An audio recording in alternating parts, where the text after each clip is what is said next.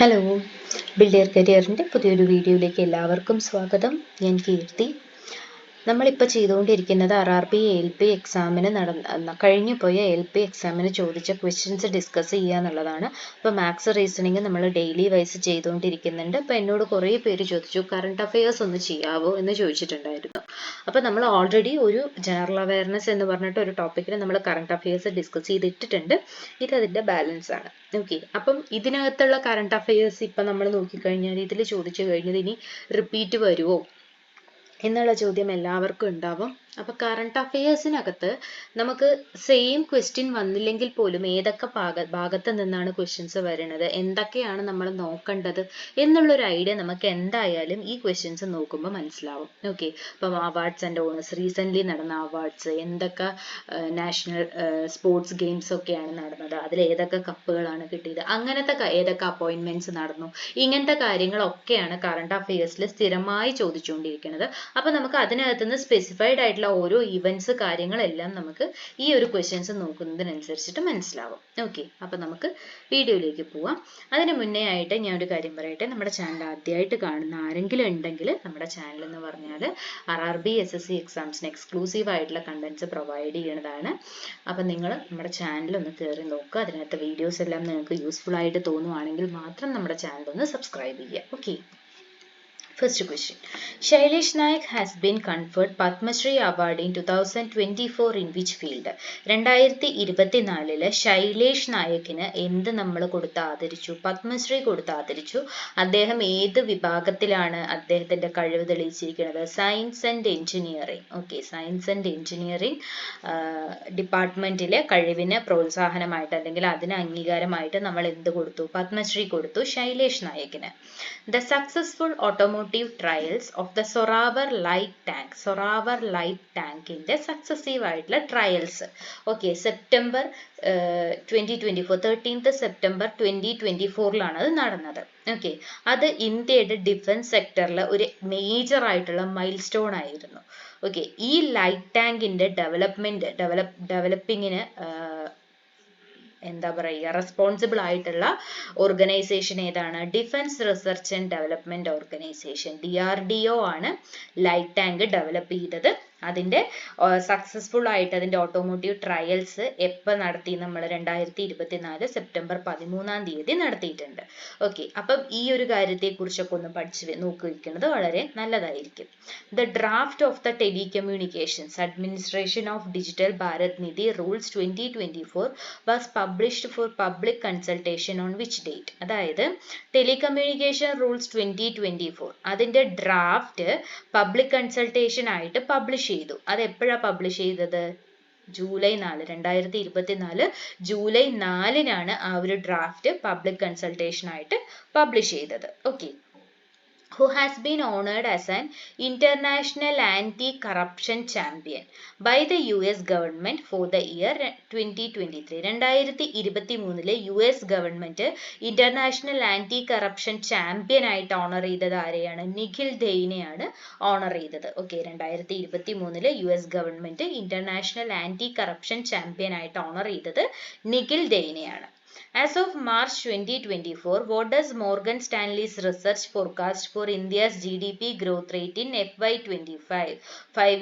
FY25 ഇന്ത്യയുടെ GDP growth rate. Okay, Morgan സ്റ്റാൻലിയുടെ research പ്രകാരം ഇന്ത്യയുടെ GDP growth rate മാർച്ച് 2024 പ്രകാരം എത്രയാണ്? 6.8% ആണ്. Financial year 2000. ഓക്കെ, അപ്പം മാർച്ച് 2024 GDP റേറ്റ് എത്രയാണെന്ന് പറയുന്നത്? 6.8% ആണെന്നാണ് പറയുന്നത്. ഓക്കെ, അപ്പൊ ഇത്രയും കാര്യങ്ങൾ നമ്മൾ ഇതിനകത്ത് നിന്ന് നോക്കിയ 5 കാര്യങ്ങളാണ് നമ്മൾ നോക്കിയത്. അതെല്ലാവർക്കും ക്ലിയർ ആയിട്ടുണ്ട് എന്ന് വിചാരിക്കുന്നു. നമുക്ക് എന്ത് ചെയ്യാം? അടുത്ത സ്ലൈഡിലേക്ക് പോവാം. Khelo India para games were held in. Khelo India നടന്നത് എവിടെയായിരുന്നു? ന്യൂഡൽഹിയിലായിരുന്നു. Okay, Khelo India para games അത് ഓർമ്മ വേണം കേട്ടോ. പാരാ ഗെയിംസ് ആണ് ന്യൂഡൽഹിയിൽ നടന്നത്. Who among the following participated in the United Nations World Climate Action Summit? COP28 World Climate Action Summit United Nations ആണ് നടത്തിയത്. അത് ദുബായിൽ വെച്ചിട്ടായിരുന്നു. അതിൽ പങ്കെടുത്തത് ആരായിരുന്നു? നരേന്ദ്രമോദി ആയിരുന്നു പങ്കെടുത്തിട്ടുണ്ടായിരുന്നത്. Okay, world climate action summit COP28 എവിടെ വെച്ചിട്ടാണ് നടന്നത്? ദുബായിൽ വെച്ചിട്ടാണ്. ഓക്കെ, അത് കണ്ടക്ട് ചെയ്തത് ആരായിരുന്നു? യുണൈറ്റഡ് നേഷൻ ആണ് കണ്ടക്ട് ചെയ്തത്. Indian woman team won the chess olympiad 2024 title by defeating which of the following teams? Indian woman team 2024 chess olympiad win ചെയ്തു. ആരെ തോൽപ്പിച്ചിട്ടാണ്, ആരെ പരാജയപ്പെടുത്തിയിട്ടാണ് അവർ ജയിച്ചത്? അസർബൈജാനെ ആയിരുന്നു അവർ ഡിഫീറ്റ് ചെയ്തത്. ഓക്കെ, ഇന്ത്യൻ വുമൺ ടീമാണ് ചെസ് ഒളിമ്പിയാഡ് 2024 ജയിച്ചത്. ഇന്ത്യൻ വുമൺ ടീമാണ്. അവർ അസർബൈജാനെയാണ് ഡിഫീറ്റ് ചെയ്തത്. Which Indian singer was awarded Padma Bhushan award? Padma Bhushan കിട്ടിയ ഇന്ത്യൻ സിംഗർ, ഇന്ത്യയുടെ ഹയസ്റ്റ് സിവിലിയൻ അവാർഡാണ് അല്ലെ Padma Bhushan.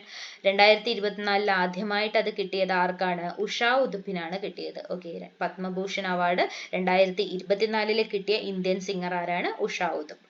Which department's disaster management division organized the conference on experience sharing and capacity building in disaster management in August 24? 2024 ഓഗസ്റ്റില് ഏത് ഡിപ്പാർട്ട്മെന്റിന്റെ ഡിസാസ്റ്റർ മാനേജ്മെന്റ് ഡിവിഷൻ ആണ് ഒരു conference organise ചെയ്തത്? ആ കോൺഫറൻസ് എന്തിനെ ബേസ് ചെയ്തിട്ടായിരുന്നു? Experience sharing and capacity building in disaster management. ആരായിരുന്നു? ഏത് ഡിപ്പാർട്ട്മെന്റ് ആയിരുന്നു? ഡിപ്പാർട്ട്മെന്റ് ഓഫ് ടെലികമ്മ്യൂണിക്കേഷന്റെ ഡിസാസ്റ്റർ മാനേജ്മെന്റ് ഡിവിഷൻ ആയിരുന്നു. ഓക്കെ, ഡിപ്പാർട്ട്മെന്റ് ഓഫ് ടെലികമ്മ്യൂണിക്കേഷന്റെ ഡിസാസ്റ്റർ മാനേജ്മെന്റ് ഡിവിഷൻ ആണ് അങ്ങനെ ഒരു കോൺഫറൻസ് 2024 ഓഗസ്റ്റിൽ കണ്ടക്ട് ചെയ്തത്. ഓക്കെ, അപ്പം ഇത്രയും കാര്യങ്ങൾ ക്ലിയർ ആയിട്ടുണ്ട് എന്ന് വിചാരിക്കുന്നു. നമുക്കിനി എന്ത് ചെയ്യാം? അടുത്തതിലേക്ക് പോവാം. In 2023 Garba was declared as an intangible cultural heritage by UNESCO. 2023 UNESCO ഗർഭനെ എന്താണ്? ഒരു കൾച്ചറൽ ഹെറിറ്റേജ് ആയിട്ട് പ്രഖ്യാപിച്ചു. ഏത് സംസ്ഥാനത്തിന്റെയാണ് ഗർഭ ആ ഒരു കലാരൂപം? ഗുജറാത്തിന്റെയാണ്. ഗുജറാത്തിന്റെ ഡാൻസ് ഫോം ആണ് ഗർഭ എന്ന് പറയുന്നത്. ഓക്കെ, IIT ബോംബെയും TCS ആണ് എന്ത് ചെയ്തത്? ഇന്ത്യയിലെ ആദ്യത്തെ quantum diamond microchip image develop ചെയ്യാനായിട്ട് പാർട്ടിസിപ്പേറ്റ് ചെയ്തത്. IIT ബോംബെയും TCS കൂടെ ഒരുമിച്ച് ചേർന്നിട്ടാണ് ഇന്ത്യയിലെ ആദ്യത്തെ quantum diamond microchip imager develop ചെയ്തത്. Okay, in 2024 which company entered into a memorandum of understanding with iCreate to promote AI startups in India? ഇന്ത്യയിൽ AI startups പ്രൊമോട്ട് ചെയ്യാനായിട്ട് iCreateുമായിട്ട് ഒരു അണ്ടർസ്റ്റാൻഡിങ്ങിലേക്ക് എത്തി. അത് ഏത് കമ്പനി ആയിരുന്നു? മൈക്രോസോഫ്റ്റ് ആണ്. ഓക്കെ, ഇന്ത്യയിൽ AI സ്റ്റാർട്ടപ്സിനെ പ്രൊമോട്ട് ചെയ്യാനായിട്ട് എന്താ പറയുക എൻട്രി ചെയ്തത് ആരായിരുന്നു? മൈക്രോസോഫ്റ്റ് ആണ് മുന്നോട്ട് വന്നിരിക്കുന്നത്. The Sangameshwara temple had been submerged in the backwaters of the Srisailam project due to heavy rainfall in the monsoon 2024.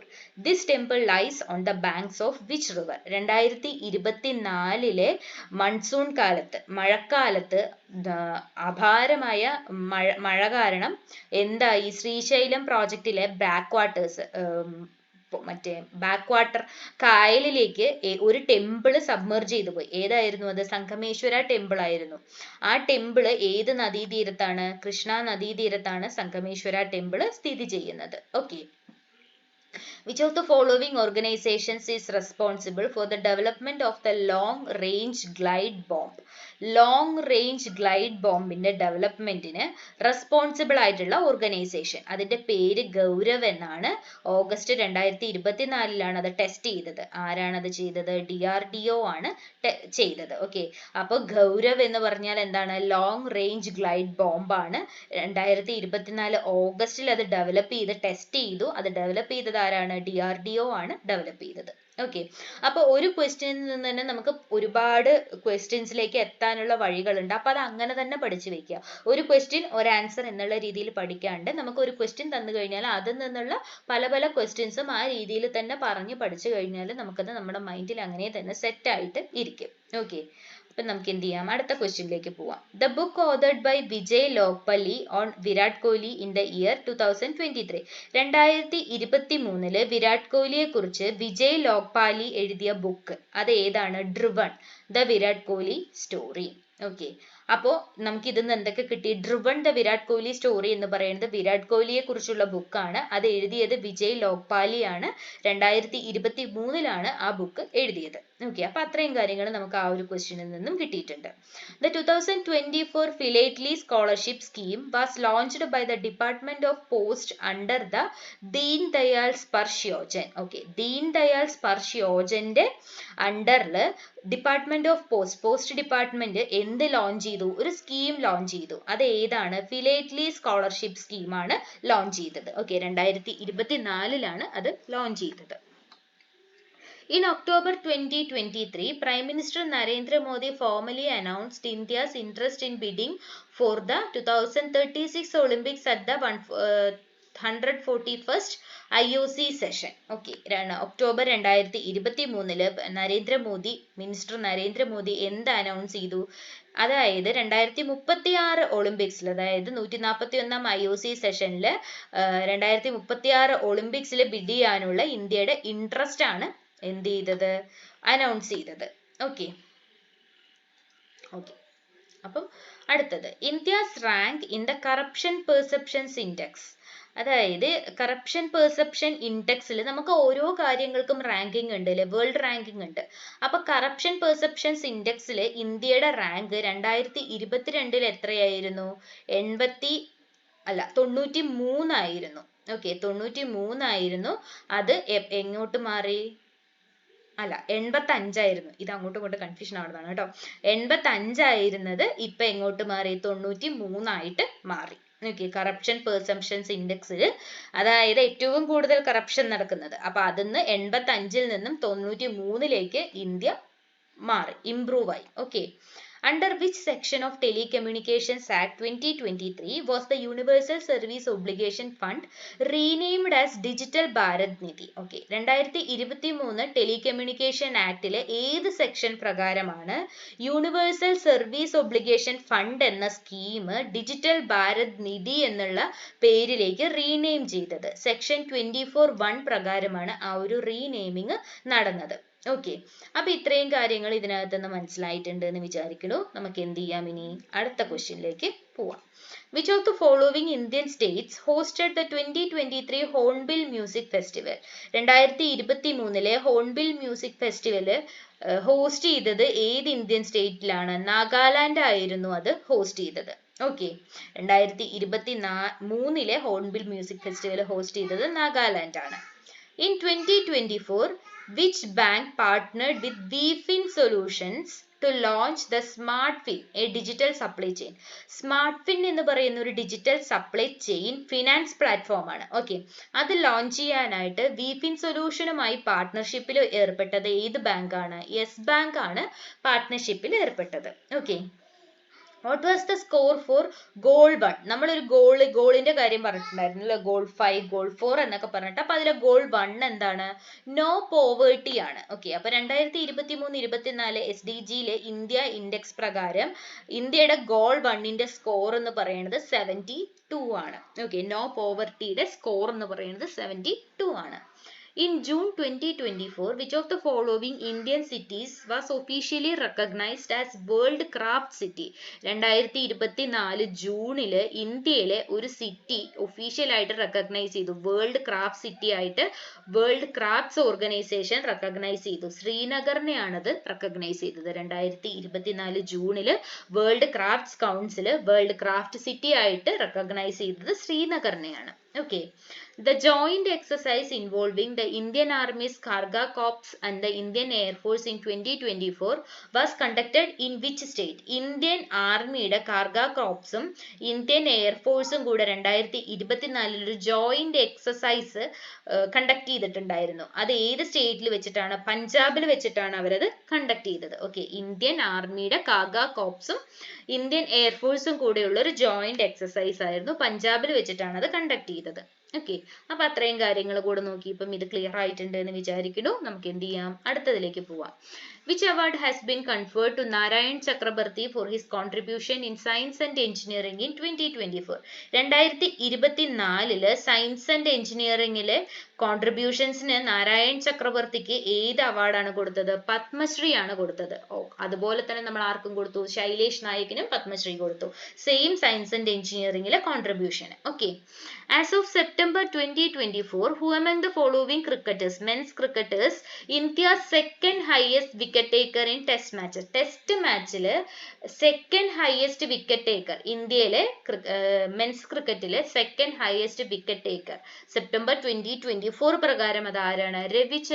Chandra Ashwin ആണ്. ഓക്കെ, അശ്വിൻ ആണ് 2024 സെപ്റ്റംബർ പ്രകാരം ഇന്ത്യയിലെ രണ്ടാമത്തെ highest wicket taker. Okay, same Ashwin രവിചന്ദ്രന് ഒരെണ്ണം കൂടെ ഉണ്ട്. 2024 സെപ്റ്റംബറിൽ പ്രകാരം തന്നെ ഇന്ത്യൻ ക്രിക്കറ്റേഴ്സ്, അതായത് 6 സെഞ്ചുറിയും 522 വിക്കറ്റ്സും, ടെസ്റ്റ് ക്രിക്കറ്റിൽ 6 സെഞ്ചുറിയും 522 വിക്കറ്റ്സും അദ്ദേഹത്തിന്റെ ക്രെഡിറ്റിലേക്ക് റെക്കോർഡ് കൊണ്ടുവന്നത് ആരാണ്? രവിചന്ദ്രൻ അശ്വിനാണ്. ഓക്കെ.